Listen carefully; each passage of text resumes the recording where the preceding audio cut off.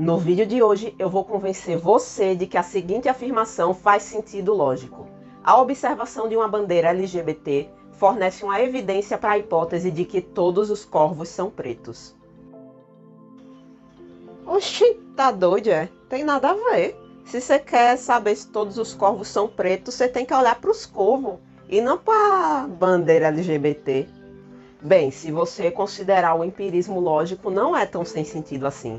A propósito, empirismo lógico é uma filosofia que ganhou força lá para o início do século XX, e os filósofos do empirismo lógico acreditam que os meios para investigar a natureza corretamente são, como o nome sugere, o empirismo e a lógica. Ou seja, para uma boa investigação, a gente deve observar cuidadosamente a natureza, isso corresponde ao empirismo, e utilizar a lógica para tirar conclusões dessa observação. O empirismo lógico teve uma grande influência no nosso atual método científico. Mas às vezes seguir essa filosofia pode levar a umas conclusões doidas, sem pé nem cabeça. Foi desse jeitinho que surgiu o paradoxo do corvo que eu vou apresentar a seguir. Considere a hipótese de que todos os corvos são pretos. Por enquanto é só uma hipótese, mas quanto mais evidências a gente junta a favor dessa hipótese, ela vai se fortalecendo. As evidências podem ser evidências empíricas mesmo. Observar corvos e ver que eles são pretos são evidências para sua hipótese. Então eu chego na seguinte sentença: a observação de um corvo preto fornece uma evidência para a hipótese de que todos os corvos são pretos. Isso faz sentido para você, né? Sim, faz sentido, e foi justamente o que eu falei. Para coletar evidências a respeito de corvos, a gente precisa observar corvos e não bandeira LGBT. Pois eu vou convencer você de que, partindo dessa afirmação e utilizando nada mais do que a lógica, a bandeira LGBT vai entrar no negócio. Quer ver? Vamos recapitular a afirmação aqui. A observação de um corvo preto fornece uma evidência para a hipótese de que todos os corvos são pretos. Beleza, agora vamos generalizar da seguinte forma. A observação de A com propriedade B fornece uma evidência para a hipótese de que todos os As são Bs. Substituindo corvo e preto no lugar de A e B, respectivamente, a gente chega na nossa sentença original. Agora, vamos trabalhar com equivalência lógica. Perceba, a afirmação todos os corvos são pretos é logicamente equivalente a eu dizer que todas as coisas que não são pretas não são corvos. Uma sentença implica a outra. Se isso não for tão imediato para você agora, pause um pouco o vídeo e pense sobre isso antes de prosseguir. Agora a gente pode voltar para a nossa sentença geral. E no lugar de A, a gente vai colocar objeto não preto. Enquanto isso, no lugar de B, a gente vai colocar não é um corvo. Então a gente fica com a seguinte sentença.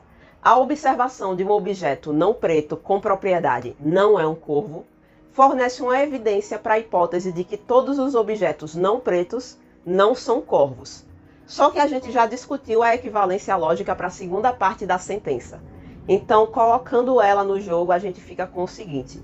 A observação de um objeto não preto, que não é um corvo, fornece uma evidência para a hipótese de que todos os corvos são pretos. Você consegue pensar em algum objeto não preto que não é um corvo?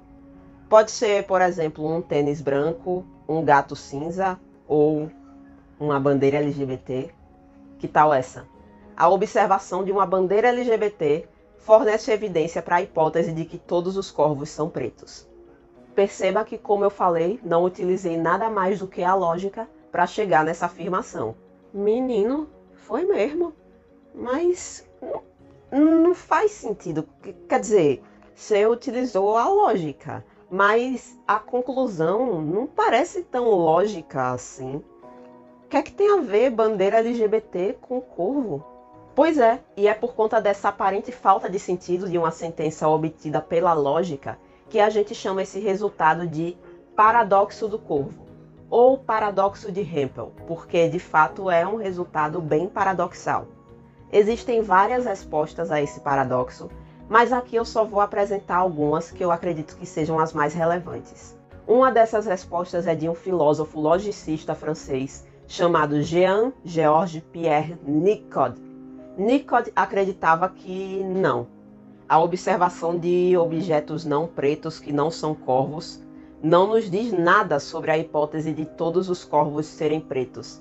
Para a gente coletar evidências a favor dessa hipótese, a gente tem que observar corvos, e não objetos que não são corvos. Tá, mas essa afirmação foi obtida através da lógica. Apesar de não fazer sentido, ela inegavelmente é lógica. E se ele rejeita ela, ele está rejeitando a lógica. E ele é um logicista. Ele tem que ter uma boa explicação para essa resposta. Então, Nicod achava que a lógica é importante sim, mas o contexto é mais importante nessa situação. Então, olhando para o nosso contexto, no nosso mundo real, o conjunto de todos os corvos é obviamente finito, mas o conjunto de todas as coisas não pretas é ou infinito ou grande demais para a investigação humana. Então, para confirmar a hipótese todos os corvos são pretos, a gente teria que olhar todos os corvos, o que seria difícil, mas possível, dado que o conjunto de todos os corvos é finito. Mas para confirmar a hipótese todas as coisas não pretas não são corvos, a gente teria que observar todas as coisas não pretas, o que é literalmente impossível. Então, Nicod usa esse argumento para rejeitar a equivalência lógica. Mas nem todo mundo rejeitou. Hempel, por exemplo, o criador desse paradoxo, achava que, de fato, sim, a observação de objetos não pretos que não são corvos fornecem evidências para a hipótese de que todos os corvos são pretos. Hempel ilustrou isso da seguinte forma. Imagine a hipótese de que todos os grãos de sódio, quando incendiados, produzem uma chama azul. Então, qualquer grão que não produza uma chama azul não é um grão de sódio. Agora, imagine que você está lá no seu laboratório fazendo uma dessas experiências com um grãozinho cuja composição química é desconhecida. Então, você taca fogo nele e percebe que a chama produzida não é de cor azul. Aí você fica preocupado, porque se esse grão for um grão de sódio, a sua hipótese está detonada. Então você vai lá no seu laboratório fazer uma análise e após a análise você recebe o resultado de que esse grão não era um grão de sódio, era, sei lá, um grão de farinha. Você vai ficar muito aliviado porque isso era o esperado, né? Dada a sua hipótese de que todos os grãos de sódio produzem uma chama azul. Então, inegavelmente nesse caso, um grão que não é de sódio forneceu uma evidência para uma afirmação a respeito do grão de sódio. Da mesma forma, não corvos podem nos dar evidências sobre corvos.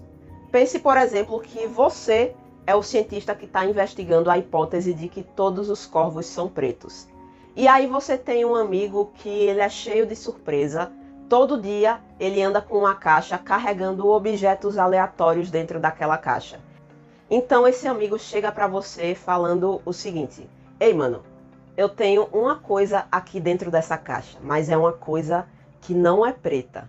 Isso deve ser do seu interesse porque se essa coisa que não é preta acontecer de ser um corvo, então sua hipótese está detonada.